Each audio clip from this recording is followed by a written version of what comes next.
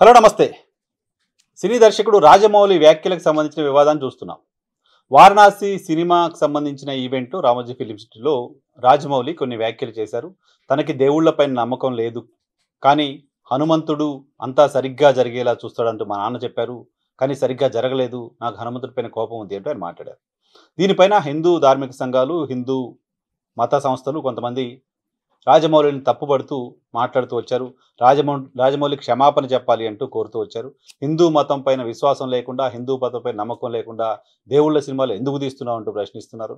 ఇలా ఎలా సినిమాలు తీస్తావు అంటూ ప్రశ్నిస్తున్నారు. హిందువుల మనోభావాల్ని దారుణంగా ఆయన దెబ్బతీశాడు అంటూ మాట్లాడుతున్నారు. నిజంగా రాజమౌళి అంత పెద్ద నేరం చేశాడా? అంత పెద్ద ఘోరం చేశాడా? ఇమ్మీడియట్గా బయటకు వచ్చి అందరికీ క్షమాపణ చెప్పాల్సినంత పరిస్థితి ఉందా? రాజమౌళి తనకు దేవుళ్ళ పైన నమ్మకం లేదు అని చెప్తే తప్ప అది. ఈ దేశంలో నాకు దేవుడు అంటే నమ్మకం ఉందో లేదో అని చెప్పే స్వేచ్ఛ కూడా లేదా ఎవరికి? దేవుళ్ళపైన నమ్మకం లేని వాళ్ళు దేవుడి గురించి మాట్లాడకూడదా? దేవుడి సినిమాలు తీయకూడదా? వితండవాదంలా అనిపిస్తోంది రాజమౌళి క్షమాపణలు కోరుతున్న వాళ్ళ యొక్క వాదన.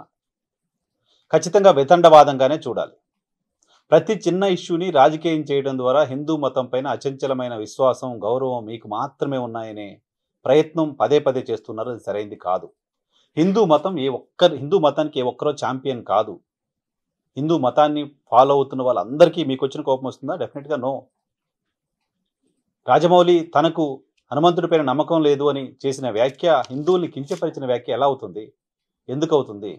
రాజమౌళి కుటుంబ సభ్యులకు కూడా కోపం వచ్చి ఉండాలి కదా. రాజమౌళి కుటుంబ సభ్యులు చాలామంది దేవుల్ని ప్రార్థిస్తూ ఉంటారు కదా, దేవుడు గుళ్ళకి వెళ్తూ ఉంటారు కదా. రాజమౌళి టీంలో చాలామంది దేవుళ్ళని ప్రార్థిస్తూ ఉంటారు కదా, గుళ్ళకి వెళ్తూ ఉంటారు కదా. సో వాళ్ళు ఎవరికీ లేని కోపం మనకు మాత్రం ఎందుకు వస్తుంది? ఎవరైనా ఒక సెలబ్రిటీ ఏదైనా ఒక మాట మాట్లాడు కానీ దాన్ని పొలిటిసైజ్ చేసే ప్రయత్నమో, దాన్ని కాంట్రవర్సీ చేసే ప్రయత్నమో జనరల్గా సమాజంలో ప్రధానంగా మీడియాలో కనపడుతుంది. దాన్ని అడ్వాంటేజ్గా తీసుకుని కొంతమంది ఎమర్జ్ అయ్యే ప్రయత్నం చేస్తూ ఉంటారు. రాజమౌళి చేసిన వ్యాఖ్యలు ప్రధానంగా హిందూ సంఘాల కోపం తెప్పించడానికి, దేవుడంటే నమ్మకం లేనివాడివి దేవుడి పేరు మీద సినిమాలు ఎందుకు తీస్తున్నావు, దేవుడి పేరు మీద బిజినెస్ ఎలా చేస్తున్నావు.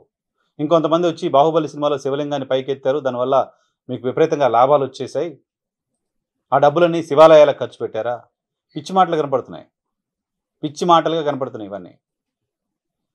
ఇంకో హైదరాబాద్కు సంబంధించిన, తెలంగాణకు సంబంధించిన ఓ మీడియా సంస్థ అయితే రాజమౌళి టార్గెట్గా వార్తా కథనాలు వేస్తూ ఉంది. ఆ మీడియా సంస్థ ప్రతి సంవత్సరం భక్తి పేరు మీద కోట్లాది రూపాయలు వసూలు చేస్తుంది. ఆ మీడియా సంస్థ కట్టిన గుళ్ళు ఎన్ని? ఆ మీడియా సంస్థ ఎన్ని గుళ్ళు గోపురాలు కట్టి నిర్మించింది? సో సినిమా తీస్తే భక్తి సినిమాలు గతంలో అనేక చేశారు. కొన్ని వందల భక్తి సినిమాలు ఉన్నాయి. భక్తి సినిమాలు తీసిన వాళ్ళంతా వచ్చిన ఆదాయంతో గుళ్ళు గోపురాలు కడతారా? రాజమౌళి ఒక పాపులర్ డైరెక్టర్ కాబట్టి ఆయన పైన ఒక వ్యాఖ్య చేయడం ద్వారా, ఆయనను విమర్శించడం ద్వారా, ఆయన క్షమాపణలు చెప్పాలని కోరడం ద్వారా, అటువంటి డిమాండ్ చేయడం ద్వారా ఏదో పాపులర్ అవుదామనే ప్రయత్నమే కనపడుతుంది తప్ప వాదనలో బలం లేదు. ఎందుకంటే దేవుడిపైన నమ్మకం లేని వాళ్ళు సినిమాలు ఎలా తీస్తారనే ప్రశ్న ఏమాత్రం అర్థం లేని ప్రశ్నగా చూడాలి. ఎందుకంటే దేవుడంటే నమ్మకం లేని వాళ్ళు కాదు, అసలు హిందూ మతానికి సంబంధం లేని వాళ్ళు కూడా దేవుళ్ళ క్యారెక్టర్లు వేసిన సందర్భాలు చాలా చూసాం. హిందూ మతానికి సంబంధం లేని వాళ్ళు కూడా దేవుళ్ళకు సంబంధించిన సినిమాలు తీసిన సందర్భాలు చూసాం. హిందూ మతం పాటించని వాళ్ళు కూడా అనేక పౌరాణిక పాత్రలు వేయడం చూసాం. క్రిస్టియానిటీని ఫాలో అవుతున్న వాళ్ళు కూడా హిందూ దేవుళ్ళకు సంబంధించిన పాత్రలు వేయడం చూసాం.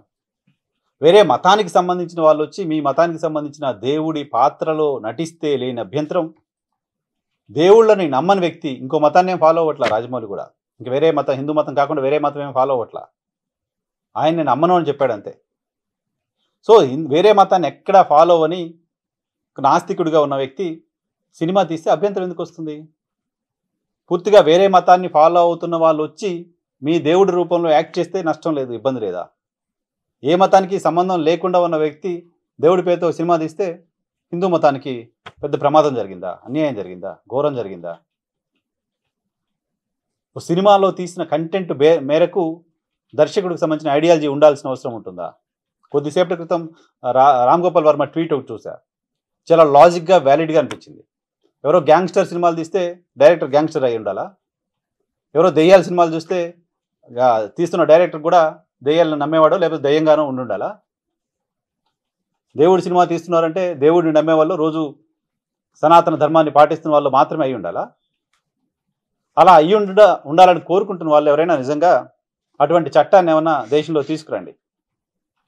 మా మతాన్ని పాటిస్తున్న వాళ్ళు మాత్రమే మా మతానికి సంబంధించిన దేవుళ్ళపైన సినిమా తీయాలి, మా మతాన్ని పాటించిన వాళ్ళు మా మతానికి సంబంధించిన దేవుళ్ళపైన సినిమాలు తీయకూడదు అని ఒక కొత్త చట్టం ఏమైనా తీసుకురండి. ఈ దేశంలో ముస్లింలపైన సినిమా తీసిన వాళ్ళు, క్రిస్టియన్లపైన యేసుక్రీస్తు పైన సినిమాలు తీసిన వాళ్ళు అనేక మంది హిందువులు కూడా ఉన్నారు కదా. హిందూ మతాన్ని పాటిస్తున్న వాళ్ళు వేరే దేవుళ్ళకు సంబంధించిన గొప్పతనాన్ని చెప్తూ సినిమాలు తీయడం చూసాం కదా.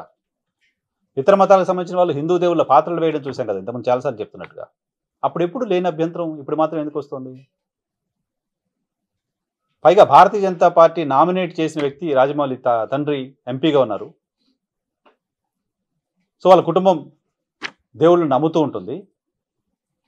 ఈయన అన్న ఒక్క మాటని బేస్ చేసుకొని దాన్ని వివాదం చేసి దాని నుంచి ఏదో సాధిద్దామనే ప్రయత్నంలో పసలేని బేస్ లేని వాదన చేస్తున్నారు.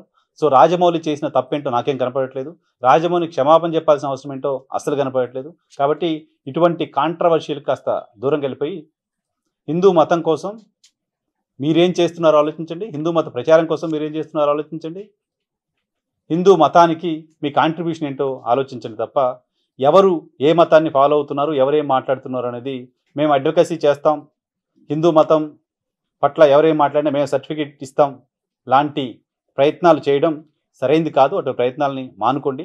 అటువంటి ప్రయత్నాలు మానుకోవడం మీకు గౌరవాన్ని తెస్తుంది, హిందూ మతానికి కూడా గౌరవాన్ని తెస్తుంది.